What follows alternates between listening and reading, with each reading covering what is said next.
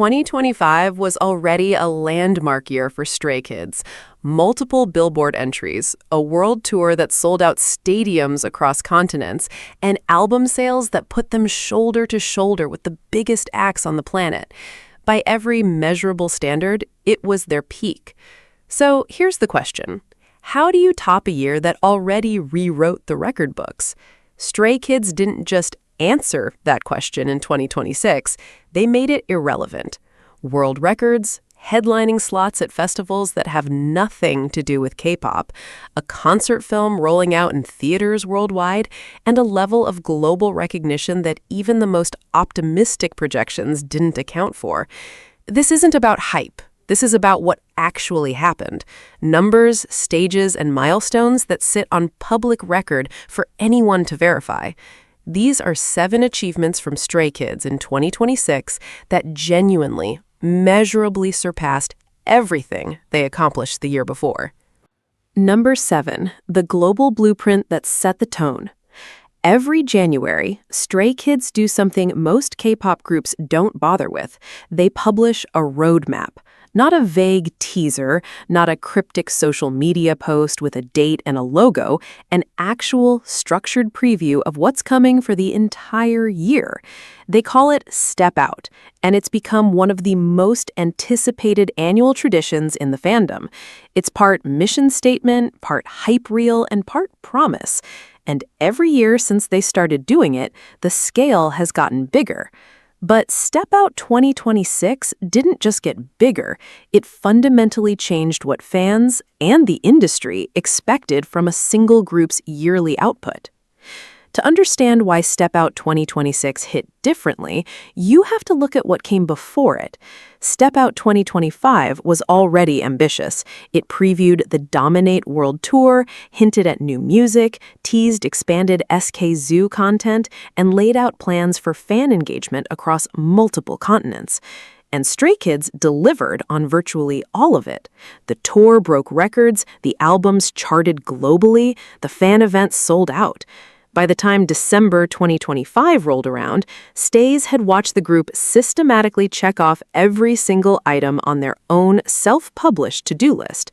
That kind of follow-through builds a specific kind of trust between an artist and their audience, the kind where, when the next roadmap drops, people don't just watch it, they believe it.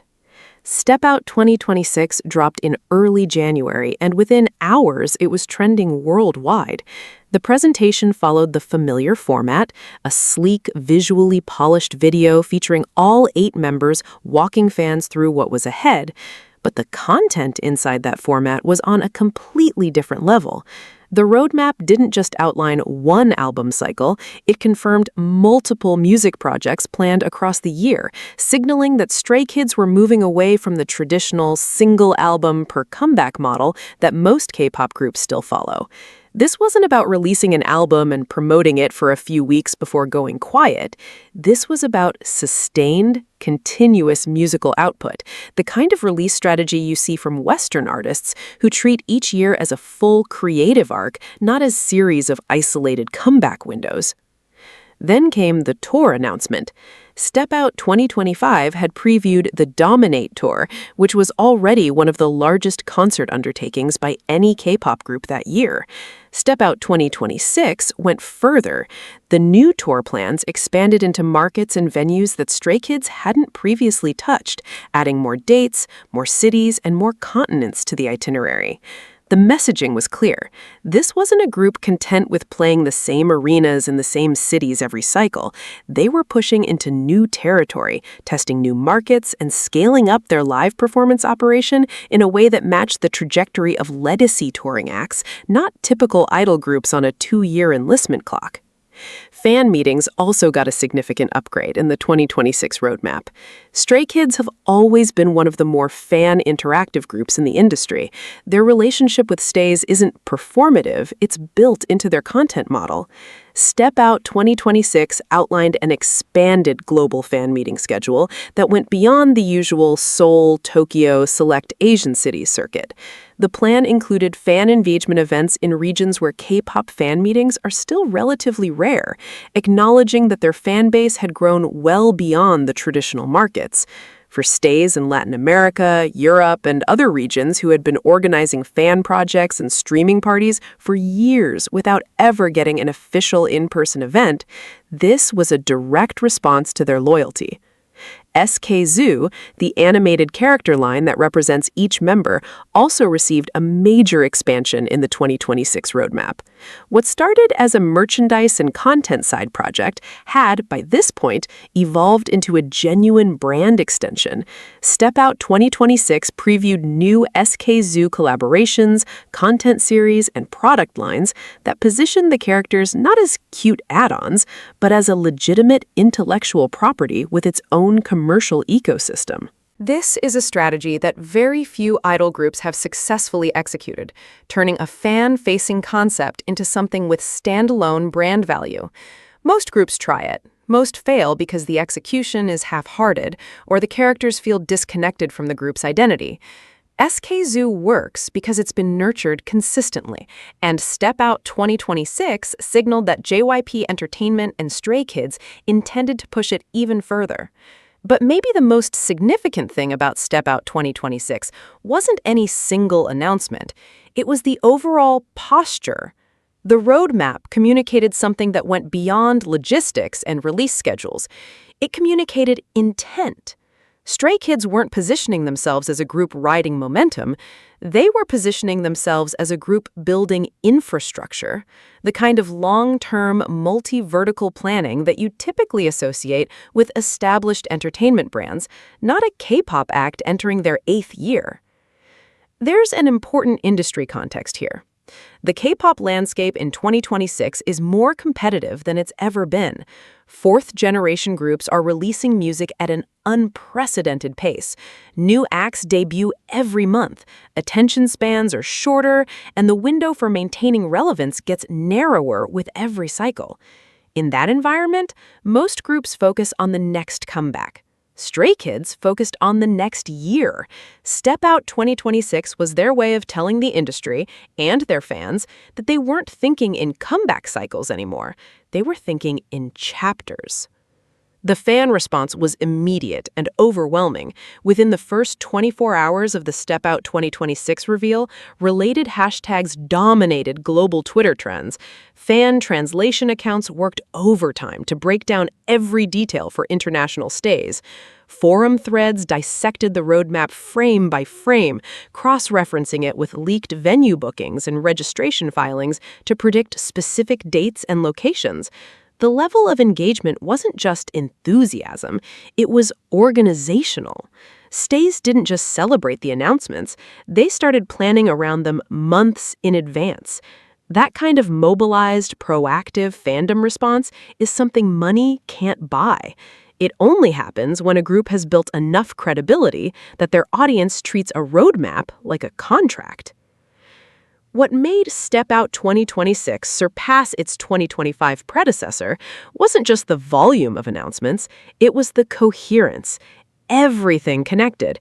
The music projects fed into the tour fed into the fan meetings fed into the SKZ expansions, the SKZ expansions fed back into the merch and content ecosystem. It was a flywheel, not a list. And that distinction matters because it reveals how Stray Kids and their team think about their career at this stage, not as a series of events, but as an integrated operation where every component reinforces every other component. By the time Step Out 2026 had been fully digested by fans and industry observers alike, one thing was undeniably clear. This wasn't a group coasting on the winds of 2025. This was a group that looked at the best year of their career and decided it was a foundation, not a finish line. And that mindset, that refusal to plateau, set the tone for everything that followed. Because Step Out 2026 wasn't just a preview, it was a warning shot. And the 6 achievements still ahead on this list are proof that every single bullet point on that roadmap wasn't just ambition, it was a plan they fully intended to execute. Number 6. Headlining where K-pop wasn't supposed to belong. There's a difference between performing at a festival and headlining one. Performing means you got a slot. Headlining means the festival put your name at the top of the poster because they believe you specifically will sell tickets. That distinction matters enormously in the live music industry because festival lineups are built on commercial calculus. Organizers don't hand out top billing as a favor or a cultural gesture. They give it to acts that move crowds, generate press, and justify the price of admission. When Stray Kids landed headlining and prime slot positions at major international music festivals in 2026, including Governor's Ball in New York and Rock in Rio in Brazil, it wasn't a symbolic win. It was the live music industry putting real money behind the belief that a K-pop group could anchor a festival stage alongside rock bands, pop megastars, and legacy acts. To appreciate why this matters, you need to understand how the festival circuit has historically treated K-pop. For years, K-pop acts were booked as novelty editions. They'd get mid-afternoon slots, smaller stages, or special guest designations that kept them adjacent to the main event without actually being part of it. The logic from festival bookers was simple. K-pop fans are passionate, but the general festival audience won't cross over. Book them to sell a block of tickets to their fan base, slot them early enough that they don't conflict with the headliners, and move on. It was a transactional relationship, not an artistic one. The festivals got their ticket bump, the K-pop acts got their Western festival credit, everyone went home. But nobody was pretending it was equal footing. That started to change in the mid-2020s, and Stray Kids were one of the groups that forced the shift. Their performance history at festivals, Lollapalooza in 2023 being a key turning point, demonstrated something that challenged the old booking logic. They didn't just bring their own fans, they converted casual attendees. People who showed up for other acts stayed for Stray Kids because the performance was undeniable. The energy, the choreography, the stage command, the raw volume of crowd response, it was the kind of set that makes festival photographers switch stages mid-shoot because something clearly more interesting is happening elsewhere on the grounds. Governor's Ball is one of the premier urban music festivals in the United States. Held annually in New York City, it draws lineups that span hip-hop, indie rock, pop, electronic, and R&B. Its audience skews young, culturally plugged in, and genre fluid, exactly the kind of crowd that doesn't care where an act comes from as long as the show delivers. For Stray Kids to be positioned as a featured act at Governor's Ball 2026 was a statement from the organizers that the group had crossed a threshold. They weren't being booked to represent K-pop, they were being booked because they're one of the biggest live acts in music, full stop. The genre tag was secondary to the draw. And then there's Rock in Rio. If Governor's Ball represents the cutting edge of urban American festival culture, Rock in Rio represents the sheer, overwhelming scale of global live music. Founded in 1985 in Rio de Janeiro, Brazil, Rock in Rio is one of the largest and most storied music festivals on the planet. Its attendance figures regularly exceed hundreds of thousands across multiple days. Its lineups have historically featured the biggest names in rock, pop, and global music, acts like Queen, Beyoncé, Iron Maiden, Drake, and Coldplay. To appear on a Rock in Rio lineup is to be placed in a historical conversation with artists that define eras. For a K-pop group to hold a prominent position on that bill isn't just a milestone, it's a structural disruption of how the global festival market categorizes Asian music acts. Stray Kids' presence at Rock in Rio 2026 carried particular weight because of the festival's geography. Latin America has been one of the fastest-growing regions for K-pop fandom over the past decade, and Brazil sits at the center of that growth. Brazilian stays are among the most organized and vocal fan communities in the world. They've driven streaming numbers, trended hashtags, organized fan projects, and lobbied consistently for Korean acts to tour their country. For years, that passion existed in a kind of parallel universe, massive online but rarely validated by the local live music infrastructure. Rock in Rio booking Stray Kids wasn't just the festival recognizing the group, it was the festival recognizing its own audience. The demand had been there. It just took the industry this long to stop treating it as niche. What separates Stray Kids' festival presence in 2026 from previous K-pop festival appearances, including their own, is the framing. In earlier years, when a K-pop group appeared at a Western festival, the coverage was almost always filtered through a K-pop invades narrative. The story was always about the novelty, the cultural crossover, the surprise factor. By 2026, that narrative had worn thin, and Stray Kids were a big reason why. When media outlets covered their Governor's Ball and Rock in Rio bookings, the angle wasn't K-pop group plays Western festival. The angle was Stray Kids headline major festival. Because at that point, the group's reputation in the live music space was established enough that the genre qualifier felt redundant. This shift also reflects something measurable about Stray Kids' touring infrastructure. You don't get booked as a festival headliner unless your production value can match the stage. Festival headlining slots come with massive LED walls, complex lighting rigs, pyrotechnics, and sound systems designed for open-air crowds of tens of thousands. The act filling that slot needs a show that can command that scale. Stray Kids' Dominate World Tour had already demonstrated that their production was operating at arena and stadium level. Multi-set designs, coordinated visual narratives, high-intensity choreography sequences, and a set list calibrated for sustained energy across 2+ hours. Festival organizers don't just look at ticket selling potential when booking headliners, they look at whether the act can physically and artistically fill the space. Stray Kids had already proven they could. There's also a competitive context that makes these bookings significant. The 2026 festival circuit wasn't short on options. Western pop and hip-hop continued to produce massive touring acts. Other K-pop groups were also making festival inroads.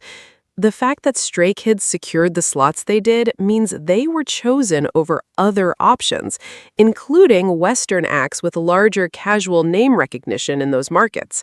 Festival bookers made a judgment call that Stray Kids would deliver a better return in tickets, in press coverage, in social media engagement, in overall festival energy than alternatives. That's not a cultural participation trophy. That's a competitive win in a marketplace where every slot on the poster has a dollar value attached to it. The ripple effect of these festival appearances extends beyond the events themselves. Every time a K-pop group headlines a major Western festival and the result is a demonstrable success, sold-out grounds, positive critical coverage, viral performance clips, it lowers the barrier for the next booking. It gives other festival organizers data to justify similar decisions.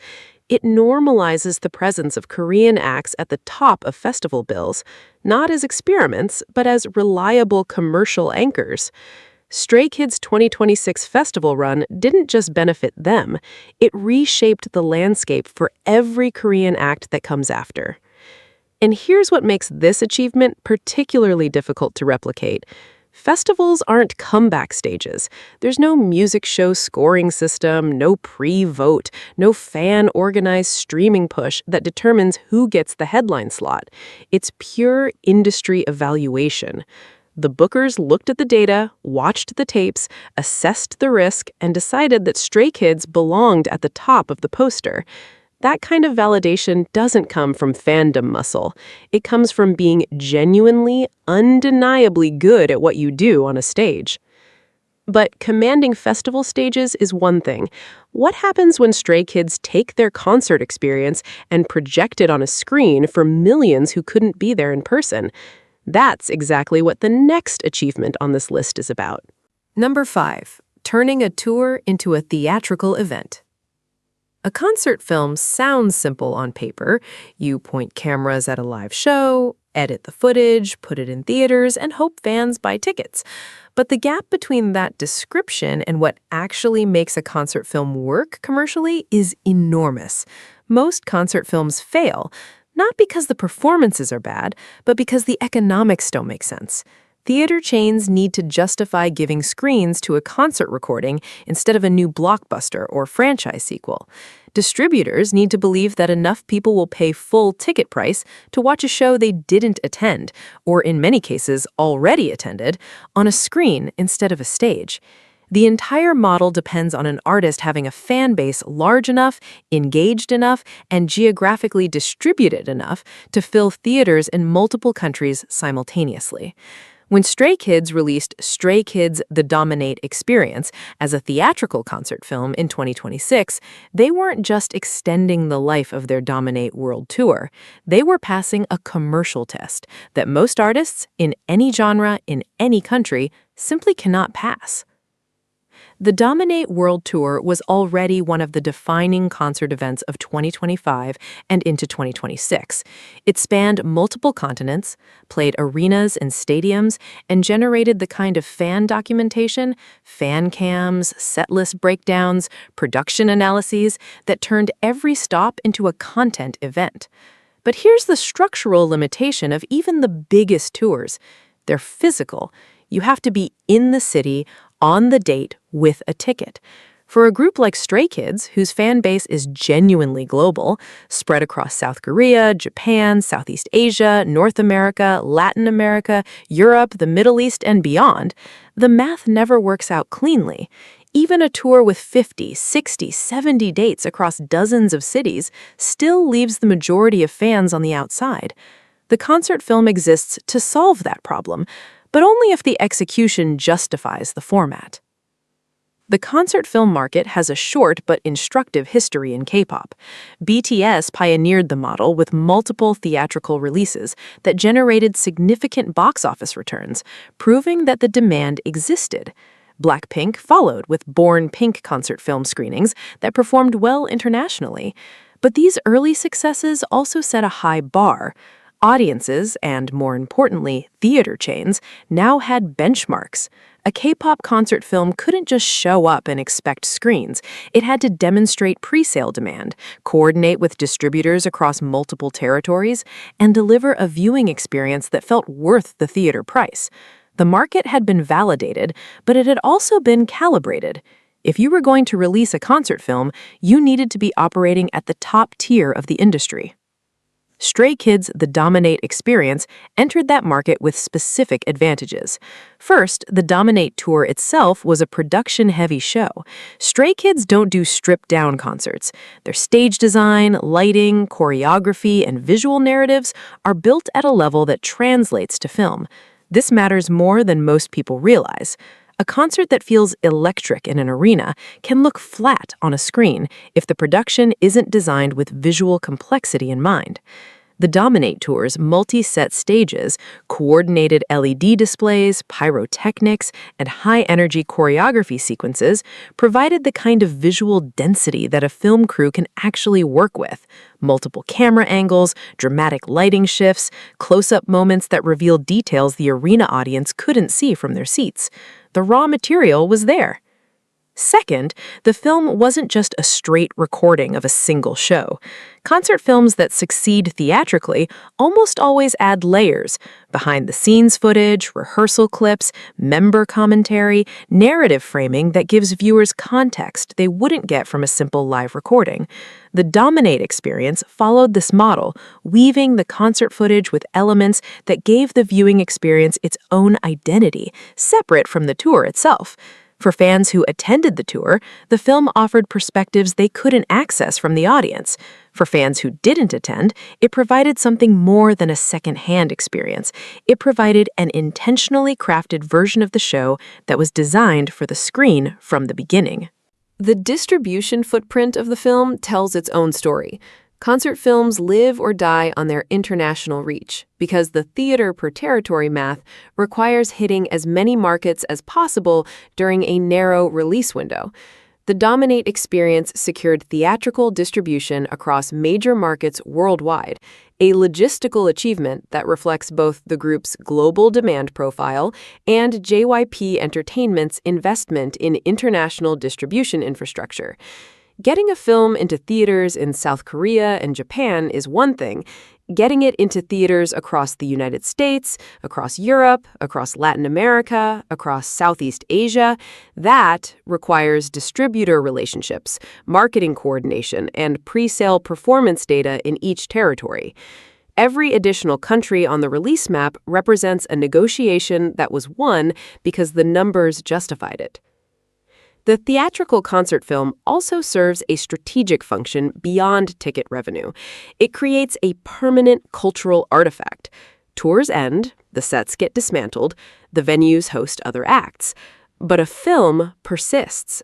It becomes part of the group's catalog, something that new fans discover years later, something that documents a specific era of the group's evolution.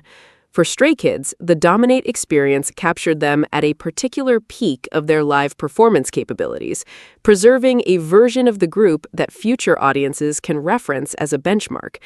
In the life cycle of a K-pop group, where military enlistment and member schedules inevitably create gaps in activity, having a high-quality concert film in your catalog isn't just nice to have, it's strategically valuable. There's also the social dimension of a theatrical release. Watching a concert film in a theater is fundamentally different from watching a concert video on YouTube or a streaming platform. The theater turns it into a communal event. Fans dress up, bring light sticks, sing along, react together. The screenings become fan gatherings in their own right. Organized meetups that generate their own social media content, their own memories, their own community value. In cities where Stray Kids didn't perform during the tour, the concert film screenings effectively functioned as surrogate fan events, giving local stay communities a shared experience to rally around. That community building aspect doesn't show up in box office numbers, but it's arguably more valuable long-term than the ticket revenue itself. The timing of the release also played into its success.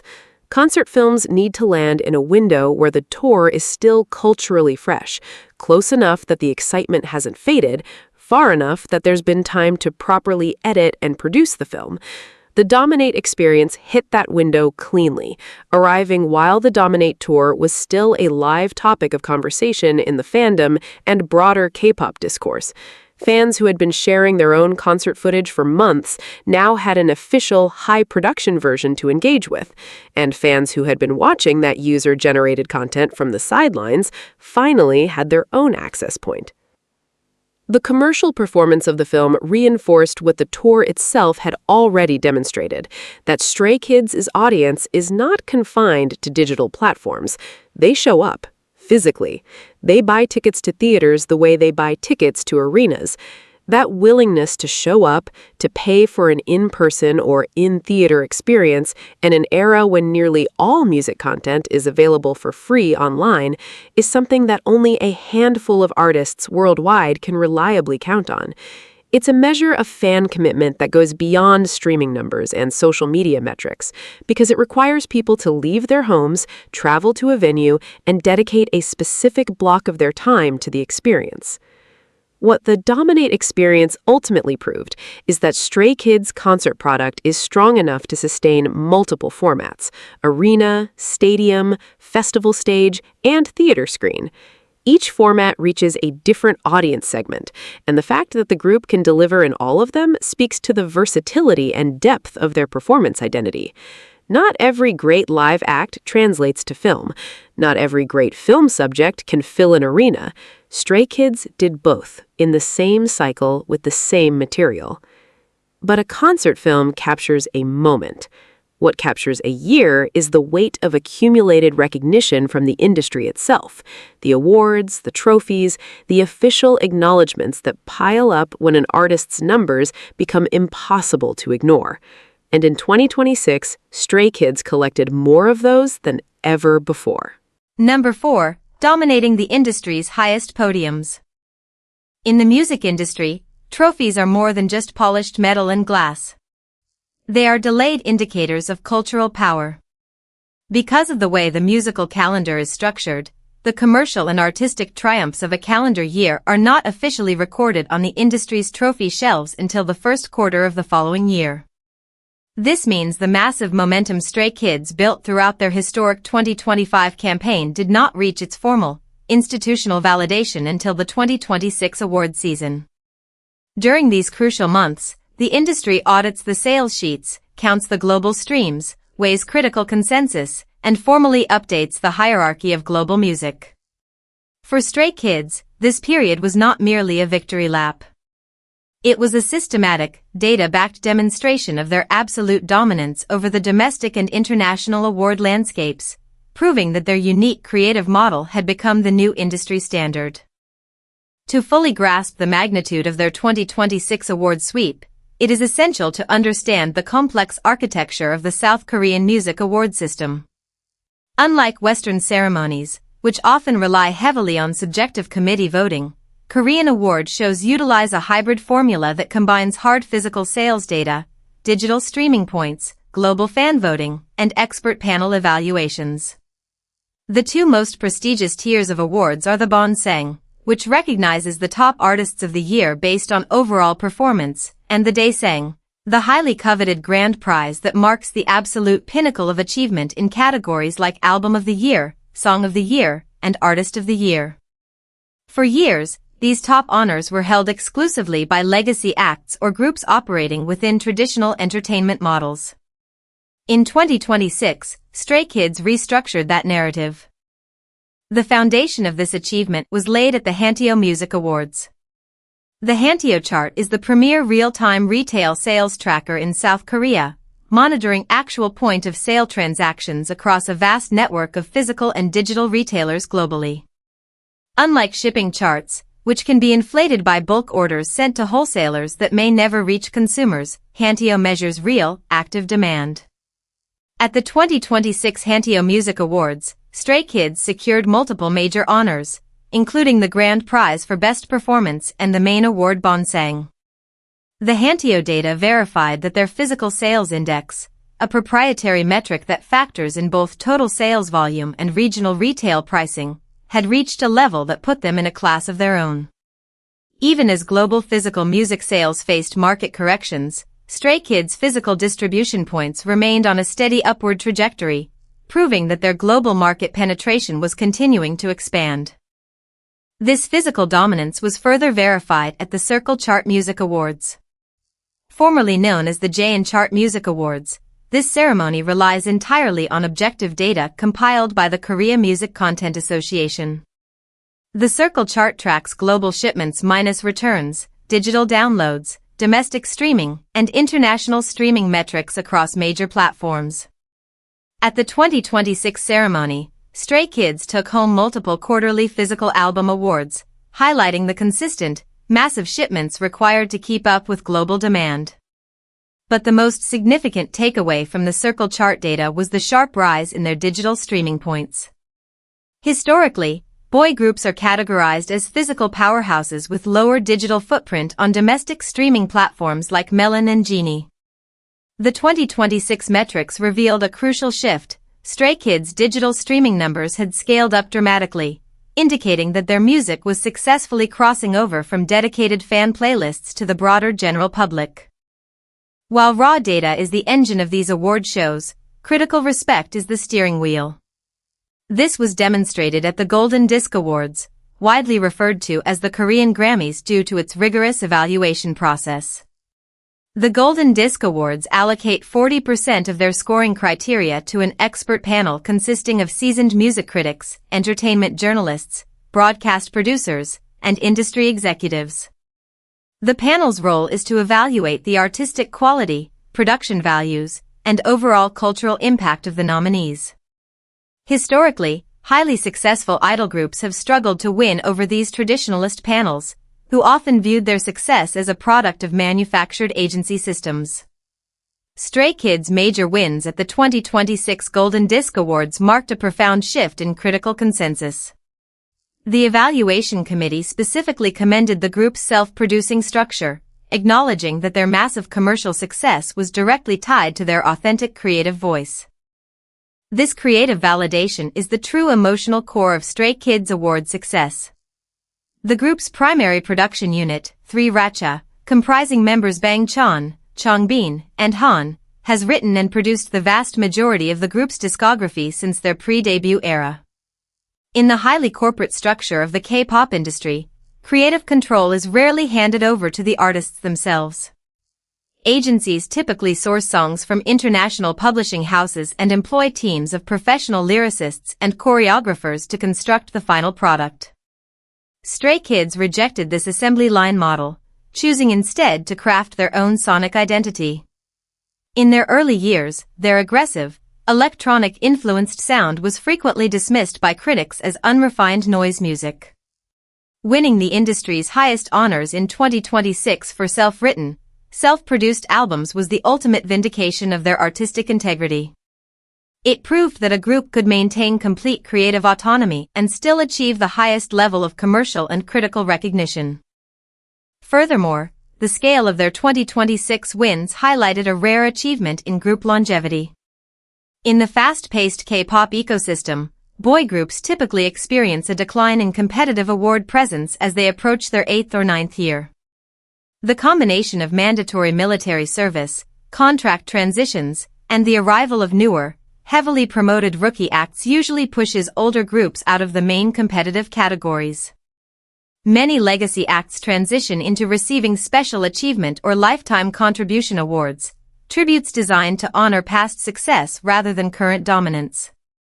Stray Kids completely defied this historical trend. In 2026, they were winning the main competitive categories against younger groups at the absolute peak of their promotional life cycles. This sustained relevance proved that Stray Kids' brand was built on a durable foundation that defied the natural aging process of typical K-pop groups. The logistics behind these award sweeps are incredibly complex. Winning multiple categories across different ceremonies requires a synchronized effort between the artists, their management label, and their global fan base. JYP Entertainment's global distribution channels had to operate at peak efficiency to ensure physical albums were shipped and logged on tracking charts worldwide, while global fan communities coordinated voting campaigns across multiple platforms like StarPlay, Net Plus, and Wasfan. The sheer scale of these organized fan initiatives, combined with the objective sales data, created a mathematical momentum that proved impossible for competitors to overcome. This domestic success was mirrored by their growing footprint at major international awards. In 2026, Stray Kids' presence at Western ceremonies like the MTV Video Music Awards and the Billboard Music Awards shifted from regional, K-pop-specific categories to mainstream global nominations. This transition is highly significant. When a Korean artist is nominated alongside global pop icons in general categories, it indicates that the international music industry has stopped viewing them as a niche, localized phenomenon and has started evaluating them as major players in the global pop market. Ultimately, the trophies Stray Kids collected in 2026 are not just symbols of vanity. They are the physical archives of a group that started on a survival show, built their own unique sound from scratch, fought against early industry skepticism, and eventually forced the entire industry to adapt to their standard. Each win recorded in 2026 stands as a verified data point in a broader story of artistic independence, business acumen, and global cultural impact. But while industry awards provide a formal registry of success, there is another metric that operates in real time, week after week, measuring commercial transactions directly at the counter of the world's largest music market. That metric is the Billboard charts, and in 2026, Stray Kids pushed their records on those charts to a level that few had ever thought possible. Number 3. Redefining the parameters of the Billboard charts. To understand the global music economy, you have to look at the United States. While regional music markets exist across the globe, the U.S. remains the largest, most lucrative, and most competitive arena on Earth. In this market, the ultimate measures of success are the Billboard charts. Specifically, the Billboard 200, which tracks the most popular albums in the country weekly, and the Billboard Hot 100, which ranks the top songs based on a complex combination of streaming data, radio airplay, and sales.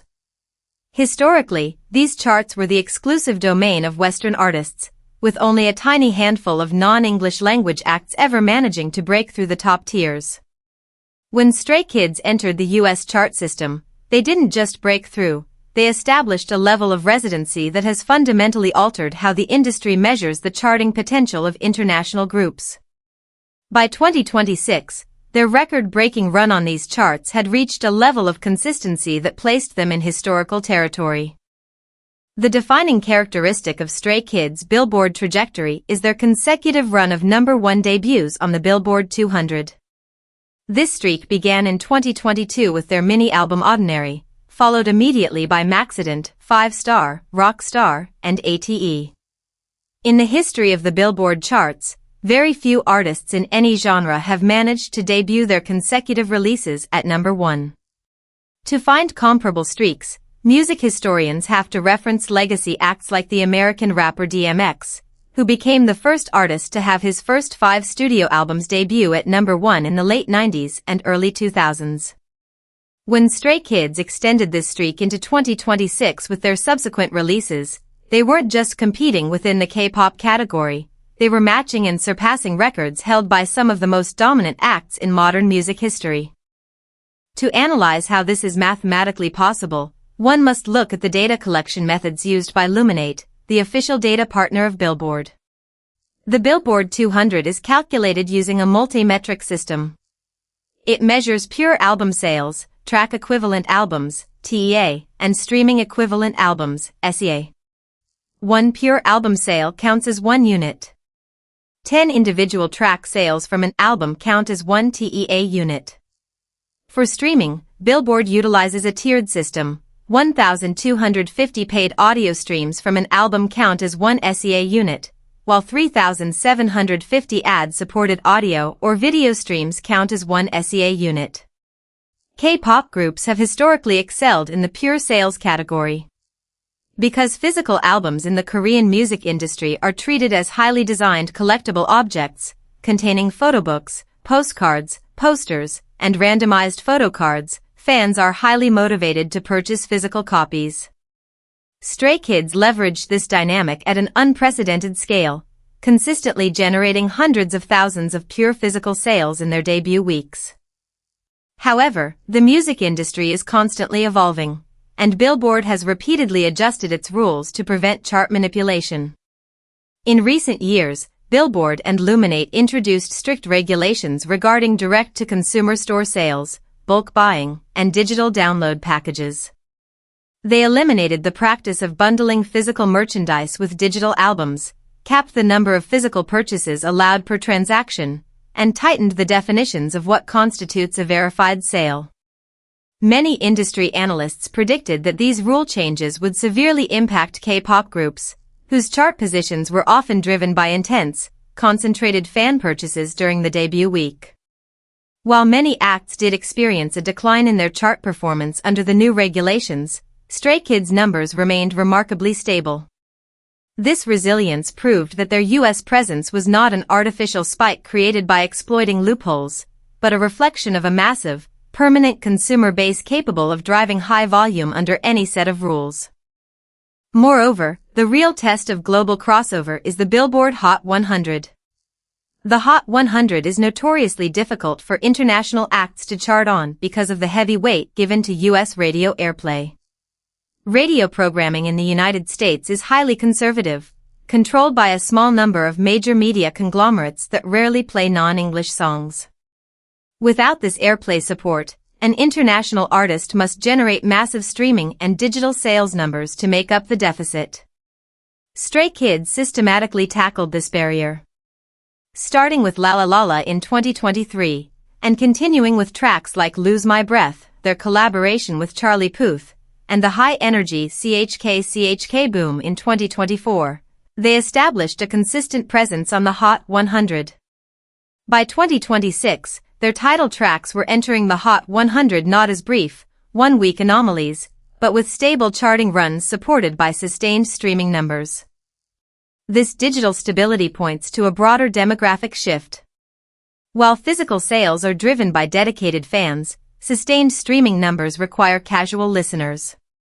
The streaming data for Stray Kids' 2026 releases showed significant longevity, indicating that their music was being added to general editorial playlists on Spotify and Apple Music, and was being discovered by listeners outside the core K-pop community. Their self-producing model played a critical role here. Because their music is written and produced in-house by 3RACHA, it features a distinct sonic signature, heavy bass lines, complex electronic arrangements, and sharp hip-hop cadences that aligns closely with current trends in Western urban and electronic music. This stylistic alignment made their tracks highly accessible to American listeners who might otherwise be indifferent to K-pop. The strategy behind their U.S. chart campaigns also involved careful logistical planning. Billboard's tracking week runs from Friday to Thursday. To maximize their chart potential, Stray Kids aligned their global release schedules to match this window, dropping new music at midnight Eastern Standard Time on Fridays. This ensured they had a full 7 days of data collection for their debut week. Additionally, JYP Entertainment expanded its partnerships with major U.S. retailers like Target, Walmart, and Barnes & Noble, ensuring that physical versions of their albums were stocked on shelves across the country on release day. Without this retail infrastructure, physical demand cannot translate into Billboard units, as out-of-stock items represent lost data points. The long-term charting stability of their albums is another metric where Stray Kids showed significant growth in 2026. In the past, K-pop albums would often debut high on the Billboard 200 and then drop off the chart rapidly in the second and third weeks as the initial fan demand subsided. In 2026, Stray Kids albums demonstrated much longer lifespans on the chart. They remained in the top tiers for multiple weeks and stayed on the overall chart for months, reflecting a steady, continuous consumption pattern. This longevity is what separates temporary trendsetters from established industry giants. It shows that the music has a shelf life that extends far beyond the initial hype of the release week. By consistently breaking and extending these Billboard records, Stray Kids have done more than just accumulate personal accolades. They have proved that the Western market is no longer a temporary destination for Korean artists, but a territory that can be systematically built and maintained over years. Their 2026 chart statistics stand as a clear, verified record of a group that has successfully adapted to changing industry rules, overcome structural barriers, and solidified their position at the very top of the global music industry. Yet, these massive Billboard records in the United States are only one side of the coin. The true scale of their global footprint is reflected in their overall album sales and streaming numbers across every continent, a level of dominance that few groups in history have ever managed to sustain. Number 2, the industrial scale of global consumption. In the contemporary music industry, physical album sales are an anomaly. For the vast majority of artists worldwide, the physical CD is a relic of the past, replaced entirely by digital streaming platforms that offer instant access to tens of millions of songs for a flat monthly fee. In this streaming-dominated landscape, generating millions of physical album sales is a feat reserved for an extremely select group of global artists. It requires a level of fan engagement that transcends passive listening, turning music consumption into a physical, collectible experience.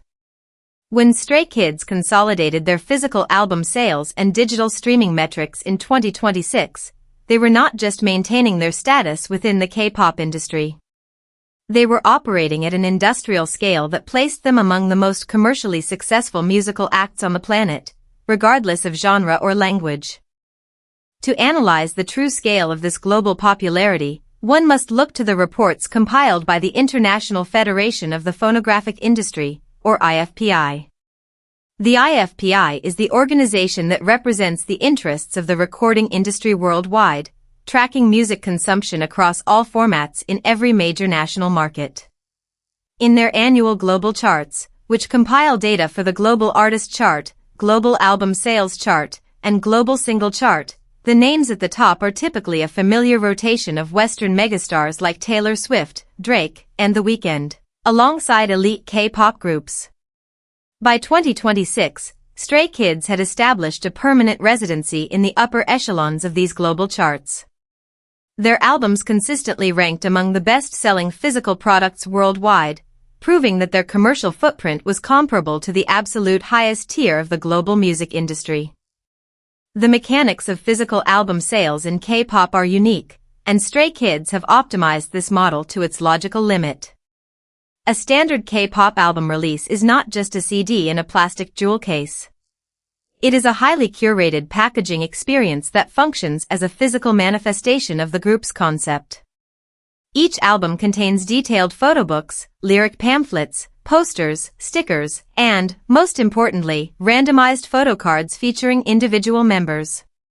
Because these photocards are randomized, they have created a highly active secondary collector's market, motivating fans to purchase multiple copies of the same album to complete their collections.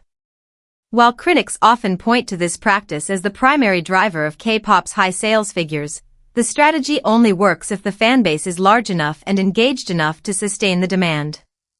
You cannot sell millions of albums through packaging design alone. You need a massive, globally distributed audience that is willing to invest financial resources into supporting the group.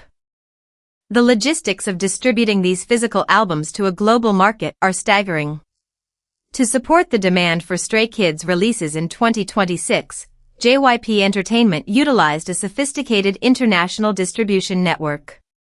In North America, the label partnered with Republic Records, a subsidiary of Universal Music Group, to ensure that physical albums were printed, shipped, and stocked in major retail chains like Target, Walmart, and Barnes & Noble. In Japan, the world's second-largest music market, distribution was handled through localized partnerships that aligned with the country's unique retail system, which still heavily features physical record stores like Tower Records. This global supply chain is critical. If an album is not physically available in a specific region on release day, the demand in that region cannot be captured on the local charts. The fact that Stray Kids consistently topped physical sales charts across North America, Europe, and Asia simultaneously is a testament to the efficiency of this logistical infrastructure. But physical sales are only one half of the commercial equation in 2026. The other half is digital streaming, which measures the daily, passive consumption of music by both dedicated fans and casual listeners. On platforms like Spotify, the world's largest audio streaming service, Stray Kids metrics demonstrated a highly balanced growth pattern. Their monthly listener counts, which track the number of unique users who play their music within a 30-day window, remained consistently in the tens of millions. More importantly, their cumulative stream counts across their entire discography continued to rise at a rapid pace. This discography, which features over 100 self-produced songs, represents a highly valuable catalog that generates passive streams daily. In the music business, catalog streams are the ultimate indicator of long-term viability, showing that an artist's older music remains relevant to listeners years after its initial release. This digital footprint is geographically decentralized, reflecting a truly global audience. An analysis of their streaming data shows that Stray Kids do not rely on a single dominant market for their digital numbers. Their streaming volume is distributed across multiple major regions, including Southeast Asia, North America, Latin America, and Europe. In Latin America, countries like Brazil and Mexico consistently rank among the top sources of their daily streams, driven by highly organized digital fan communities.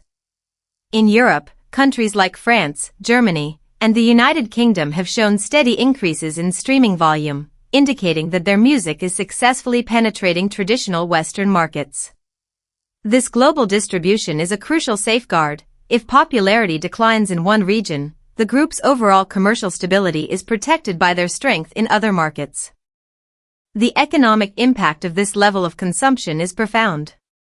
Physical album sales and digital streams generate significant revenue streams that feed back into the group's promotional budget, allowing for higher production values on music videos, stage designs, and promotional content. This create and consume cycle forms a self-sustaining loop. The revenue generated by one release fund the expanded scale of the next, keeping the group ahead of competitors who may lack the same financial resources. Furthermore, these sales and streaming metrics are the primary data points used by international concert promoters to justify the booking of stadium-scale venues for the group's tours. A promoter will not lease a 50,000-seat stadium unless they have verified local streaming and retail data proving that the local market can support the ticket sales. The scale of this global consumption also carries significant professional and creative weight for the members of Stray Kids. Because the group writes and produces their own music, the commercial performance of each album is a direct reflection of their creative decisions. When an album sells millions of copies and generates billions of streams, it is not just JYP Entertainment's business model that is validated, it is the songwriting and production of 3RACHA. This creative success has allowed the group to maintain a high degree of artistic independence, as the label has no commercial incentive to interfere with a self-producing system that consistently delivers historic sales figures. By maintaining this level of physical and digital dominance throughout 2026, Stray Kids proved that their popularity was not a passing trend or a temporary bubble. They demonstrated that they had built a highly durable, globally distributed commercial engine capable of operating at the absolute highest level of the international music industry. And yet, all of these numbers, the physical sales, the streaming metrics, the logistical networks, are ultimately just the raw materials of a much larger achievement.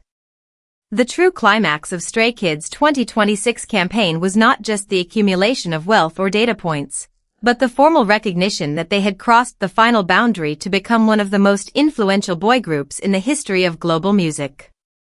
Number 1. The institutional shift of global legacy. When evaluating the career of a musical act, the industry often defaults to numerical metrics, sales figures, chart positions, and streaming volume. While these numbers are critical for measuring commercial viability, they do not capture the complete picture of an artist's impact. The highest tier of success in the global entertainment economy is not measured in transactions, but in influence. Influence is structural. It is the ability to shift industry practices, alter the behavior of major corporate brands, redefine creative standards for peers, and establish a permanent cultural legacy that persists regardless of release cycles. In 2026, Stray Kids crossed the threshold from a highly successful K-pop group to one of the most influential boy groups in the history of the global music industry, establishing a blueprint that has reshaped the parameters of global stardom. To understand this institutional shift, one must examine the intersection of the music and luxury fashion industries. In the modern global economy, high fashion houses do not choose ambassadors simply for aesthetic appeal. They select them based on their ability to generate measurable consumer engagement across multiple continents. By 2026, the members of Stray Kids had established individual and collective partnerships with some of the most prestigious luxury brands on earth, including Louis Vuitton, Versace, Cartier, and Tommy Hilfiger.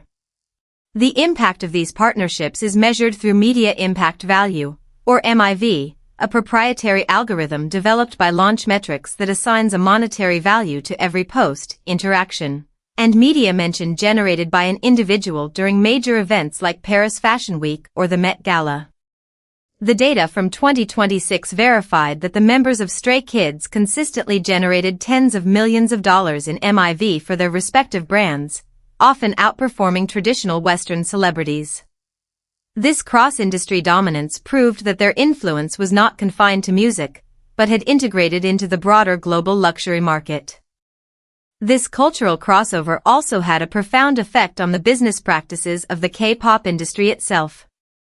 For decades, the industry operated under a highly centralized model where agencies maintained strict control over every aspect of an artist's career, from their public image to their musical output. Stray Kids' historic success as a self-produced group forced a reassessment of this corporate blueprint. By demonstrating that an in-house production unit like 3RACHA could consistently deliver record-breaking sales and critical acclaim, the group proved that creative autonomy was not a liability, but a major asset. In response, competitor agencies in 2026 began giving their trainees and active artists more creative freedom, attempting to replicate the organic authenticity that had become Stray Kids' signature. The group's success effectively accelerated the decentralization of the traditional K-pop system, shifting the power dynamic back toward the creators. This corporate impact was also felt directly within their parent agency, JYP Entertainment. The commercial performance of Stray Kids throughout 2025 and 2026 served as a major driver of the agency's financial health, influencing stock valuations and investment strategies.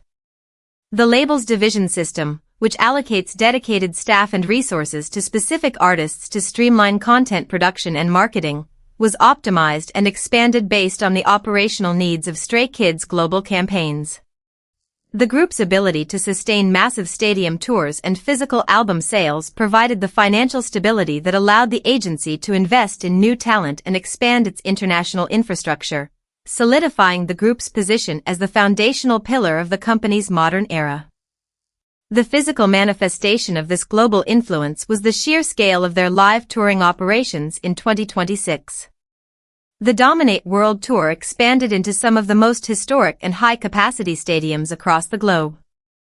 Performing in these massive venues requires more than just a large fan base. It requires a highly complex logistical operation involving hundreds of crew members, advanced stage engineering, international travel permits, and coordinated security protocols.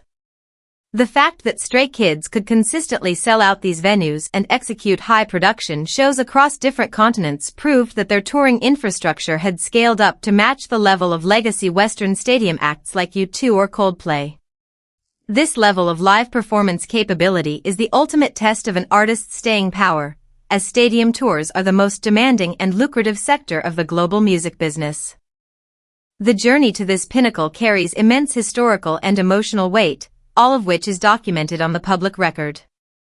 In 2017, the members of Stray Kids participated in a reality survival show designed by JYP Entertainment to determine the lineup of the new group. During the course of the show, members Felix and Lee No were formally eliminated from the project due to performance pressures and language barriers. The remaining trainees, led by Bang Chan, lobbied the agency management to bring the eliminated members back for a final evaluation, arguing that the group could only succeed if they debuted as the original 8-member lineup. The agency relented, and the group debuted intact in 2018. In the years that followed, they faced intense industry skepticism, early commercial struggles, and critical rejection of their self-produced sound. The fact that this same group stood in 2026 at the absolute summit of the global music industry, having renewed their contracts early in 2024 to secure their long-term future together, represents one of the most successful narratives of resilience and unity in modern entertainment history. This unity was a crucial factor in their ability to navigate the intense pressures of global fame. In the K-pop industry, internal group conflicts, contract disputes, and member departures are common disruptions that can derail a group's momentum at any moment. Stray Kids' public solidarity and consistent group identity provided a stable foundation that allowed them to focus entirely on their musical and performance output. This stability was highly valued by corporate sponsors, international promoters, and institutional partners, who viewed the group as a reliable, low-risk investment in a highly volatile market. Ultimately, the true significance of Stray Kids' achievements in 2026 is that they have redefined what is possible for a self-produced group from South Korea. They did not achieve this by conforming to the established rules of the global market, but by forcing the market to adapt to their sound, their schedule, and their creative vision. Their numbers, their trophies, their stadium dates, and their cultural footprint stand as a verified, historical record of a group that has successfully rewritten the rules of global pop stardom. As the curtain closes on this chapter of their historic 2026 campaign, the global music industry is already looking ahead to the next phase of their evolution, leaving fans and analysts alike eager to see how the group will push the boundaries of their legacy even further in the years to come. So there it is. 7 achievements, each one verified, each one measurable, and each one surpassing what Stray Kids accomplished in 2025, a year that was already historically significant. From the Step Out 2026 roadmap that laid out ambitions no other group in the industry would dare publish in advance, to headlining festival stages that were never designed for K-pop, to a concert film that brought their live experience to theaters worldwide, to an awards season that formally archived their dominance, to Billboard records that rewrote what's mathematically possible for a Korean act in the American market, to global sales and streaming numbers that operate at industrial scale, and finally, to the institutional recognition that Stray Kids have permanently altered the architecture of global pop stardom. What makes this list different from a highlight reel is that none of these achievements exist in isolation. They connect. The roadmap fed the tour. The tour fed the film. The film fed the awards. The awards validated the charts. The charts justified the sales. The sales funded the next cycle. It's a machine built by 8 people who were told their music was noise, who were nearly split apart before they even debuted, and who chose to bet everything on their own creative instincts. 2025 was supposed to be the peak. 2026 proved the peak hasn't arrived yet. And if history is any indication, Stray Kids aren't interested in finding it. They're interested in making sure it keeps moving. If you made it this far, hit subscribe. Because wherever Stray Kids go next, you're going to want to be watching.